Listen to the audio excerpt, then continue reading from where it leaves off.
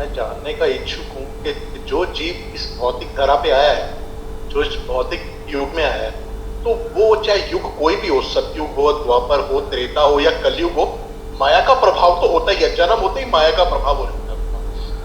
लेकिन कलयुग में कली भी हाँ कर रहा है क्योंकि दोषों का युग है। तो क्या हाँ। महाराज बाकी युगों के अंदर सिर्फ माया का प्रभाव होता है और कलयुग के अंदर माया और कलयुग दोनों का प्रभाव होता है? इस तरह होता है क्या?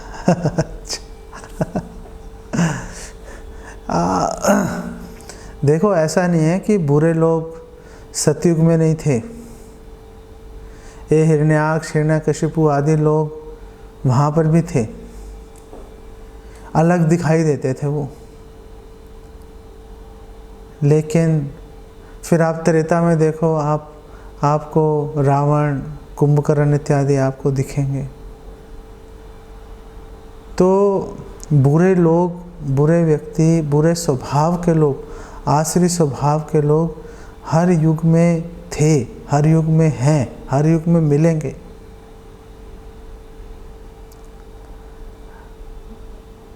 लेकिन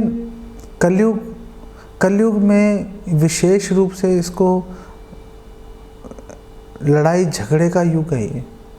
यहाँ पे पहले जो असुर थे अलग अलग प्लैनेट्स पे रहते थे, अब तो असुर हमारे अपने अंदर ही घुस गए।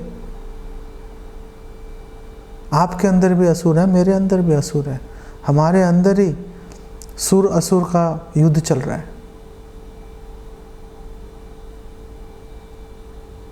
हमारे जैसे ही हैं सब देखने में, हमारे अंदर ही भरे हुए हैं वो।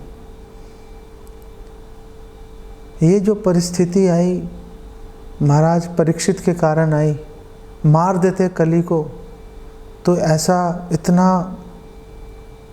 बड़े स्तर पर पतन तो होता, लेकिन इतने बड़े स्तर पर नहीं होता। लेकिन महाराज परीक्षित ने मारा नहीं कली को,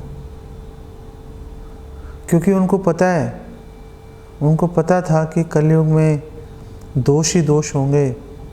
लेकिन जो सिद्धि लाखों वर्ष ध्यान योग करके, हजारों वर्ष पूजा अर्चना करके, लाखों वर्ष यज्ञ इत्यादि करके प्राप्त होगी, वो अनायास ही कलयुग में केवल हरे कृष्ण महामंत्र के जप से हो जाएगी। इस एक सुविधा को जो कलयुग प्रदान करता है, और किसी युग में ये सुविधा नहीं है।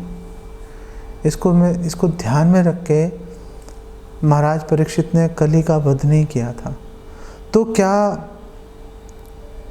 माया के अतिरिक्त कली भी अपना प्रभाव दिखा रहा है? हाँ, दिखा रहा है, लेकिन चिंता का विषय नहीं है, हर्ष का विषय है कि कली अपना प्रभाव दिखा रहा है, दिखाने दो।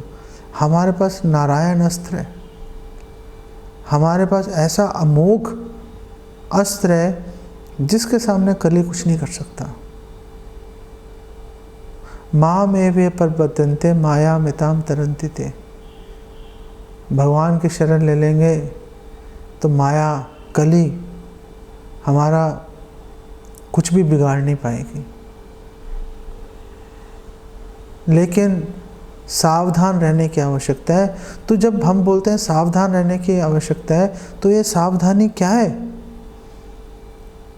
क्या हम 24 घंटे कलयुग के दोषों के बारे में सोचते रहे? नहीं। सावधान रहने से अर्थ है, अभिप्राय है कि हमें सावधानी पूर्वक भक्तों का संग करना चाहिए, क्योंकि वही हमें बार बार बचाएगा। हम बार बार विचलित हो जाएंगे, बार बार भ्रमित हो जाएंगे। महाराज भरत भाव के स्तर पे आके नीचे गिर गए थे। ध्रुव महाराज भगवान के दर्शन करके विचलित हो गए थे। अर्जुन भगवान के साथ रह के विचलित हो गया। हम किस खेत की मूली हैं?